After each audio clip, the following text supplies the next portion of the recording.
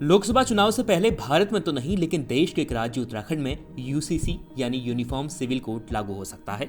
जी हां, हम पहाड़ी राज्य उत्तराखंड की बात कर रहे हैं जो लंबे समय से यूसीसी को लागू करने की तैयारी कर रहा है। उत्तराखंड में 2022 विधानसभा चुनाव के दौरान बीजेपी ने वादा किया था कि वह सरकार बनने पर यूसीसी पर कानून बनाएगी, जिसके बाद यूसीसी के लिए बनाई गई समिति ने आज 2 फरवरी के दिन मुख्यमंत्री पुष्कर सिंह धामी को यूनिफॉर्म सिविल कोड का ड्राफ्ट सौंपा है।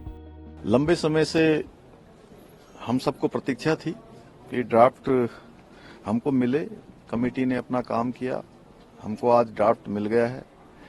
हमने चुनाव से पूर्व उत्तराखंड की देवतुल्य जनता से ये वायदा किया था, संकल्प लिया था, हमारे प्रधानमंत्री आदरणीय मोदी जी के मार्गदर्शन में, उनकी प्रेरणा से, कि हम नई सरकार के गठन होते ही समान नागरिक संहिता के लिए कानून बनाने का काम करेंगे।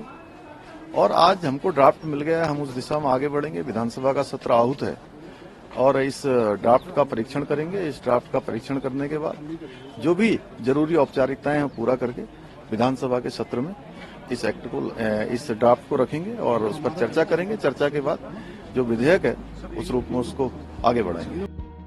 उत्तराखंड सरकार ने यूसीसी के लिए न्यायमूर्ति रंजना प्रकाश देसाई की अध्यक्षता में कमेटी बनाई थी। इस कमेटी में 5 सदस्य शामिल थे और कमेटी ने जो ड्राफ्ट बनाकर भेजा है उसे लेकर माना जा रहा है कि धामी सरकार 6 फरवरी को यूसीसी को विधेयक के रूप में विधानसभा में पेश कर सकती है।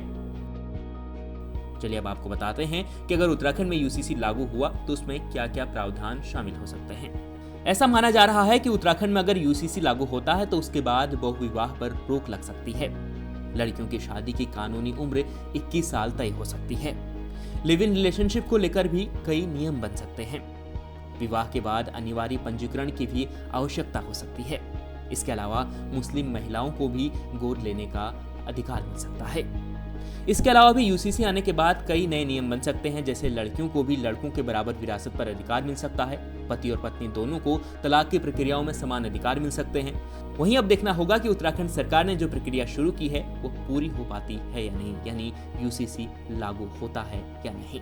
News report इंडिया.com।